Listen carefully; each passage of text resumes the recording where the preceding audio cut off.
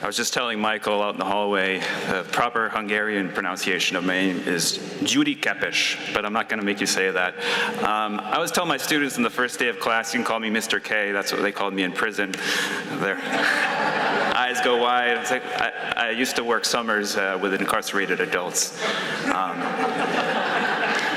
Welcome families, welcome new students. I'm going to begin with a quote from the late Italian Marxist, Antonio Gramsci. I know what you're thinking. A college professor quoting a Marxist, big surprise. And in any case, Antonio Gramsci, for the history buffs out there, was a political dissident under Mussolini's regime who faced lengthy imprisonment in the 1930s for his revolutionary beliefs. I bet you didn't think we'd go this dark this early in the morning, but I promise it gets better. During his lengthy imprisonment, there's a theme here, Gramsci wrote thousands of pages of notes on philosophy and politics. One of the lines most pulled from notebooks surviving his imprisonment, bless you, and we're getting to the quote, is pessimism of the intellect, optimism of the will. And I'm going to repeat that refrain. Pessimism of the intellect, optimism of the will.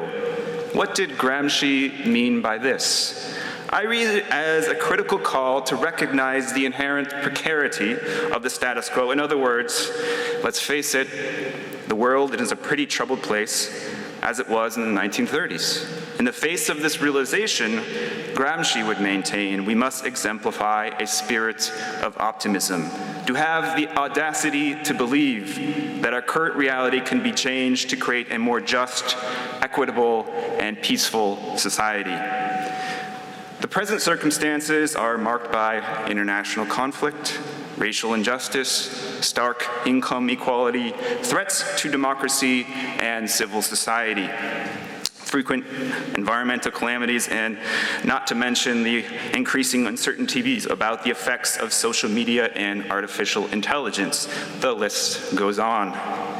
While we should approach these problems with a critical eye, we cannot allow ourselves to slide into cynicism and apathy. We need optimism. We need optimism of the will.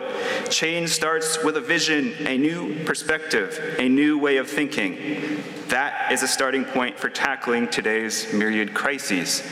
And we need unique minds to solve the unique problems of the 21st century. This is where you come in. You were recruited to Landmark College. We chose you, not in spite of your learning difference, nor solely because of it.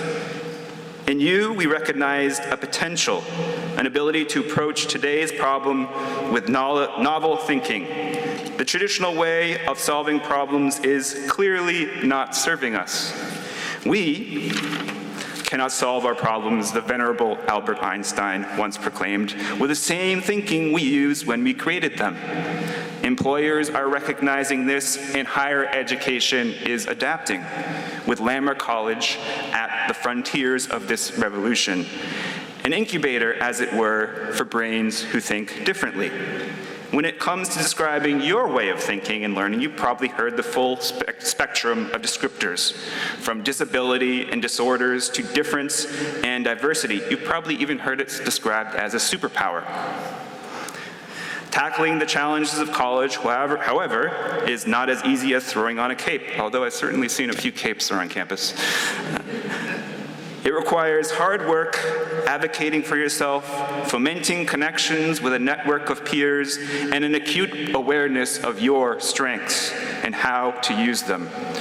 Perhaps most of all, it means seeking out a mentor, someone who understands you, sees your strengths, shares your interests, and inspires you to be better, gives you that seed of optimism.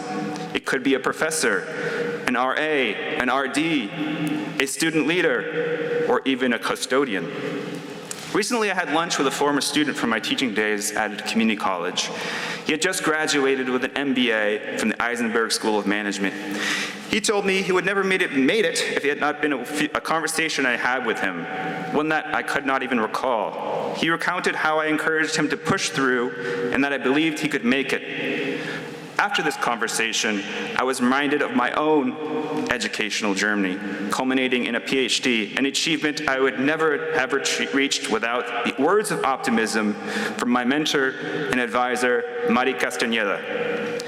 I remember nervously approaching her door many times, ready to deliver the news that I was going to quit. No matter how many times I met her at the office, she always had the same words. She responded with a warm smile and said, "Sí se puede." And if you take in introductory Spanish, you would know that means, yes, you can. "Sí se puede" became my mantra throughout my graduate career, and it is something I will say to myself when the going gets tough. I would not be here without those words of optimism. I'm also recently reminded of a recent landmark alumnus, Martha Meggs, who just graduated with a BA in Commo as a recipient of the prestigious President's Award. Hello, Martha, if you're watching on the live stream. Last semester, I remember very clearly, she came to the first day of class with an idea for her capstone, which is like a senior thesis project. She wanted to recruit an army of knitters to distribute handmade winter hats to the homeless in Brattleboro. What an audacious idea. After explaining it to me, I remember Martha looking down nervously and saying, "Gyuri, there's no way I can get this project done. I'm freaking out." And you know what my response was? Yes, you can. You are going to hear those words a lot here.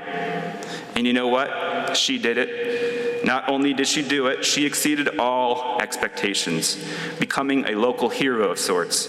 I guess it's true, not all heroes wear capes, some wear caps. Martha and her hats were featured all over local media, including the Brattleboro Reformer and WCAX all the way from Burlington. But most important of all, she made a huge positive impact. I'll never forget the gratitude in the faces of the folks at the homeless shelter after receiving one of Martha's hand-knitted hats. So whether you are at the beginning of your college journey, or this is your second or third stop, whether you are pursuing an associate's or bachelor's, or just here for the semester, this is for you. Sí se puede. And I want you to repeat it with me. 1, 2, 3. Sí se puede. Very good. All right. I would now have the pleasure of introducing our next speaker, Dr. Gail Gibson Sheffield, Vice President for Academic Affairs.